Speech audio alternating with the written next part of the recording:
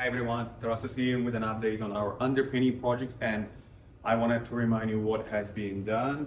Radiant heat floor tubing have been installed, concrete poured, concrete ground to expose the aggregate. After that, we applied commercial strength, industrial strength epoxy clear coating on top. Now we achieved that beautiful granite-like look, and we installed the furnace, completed all the ductwork, made sure all the heating works perfectly on the main floor, because we will use the same furnace to heat and cool the main floor as well as the downstairs here in the basement. And since this is the one commercial unit, and so what I am doing right now, I had all my lumber delivered last night, and today I'm going to be framing the perimeter walls to start finishing up this space. Stay tuned.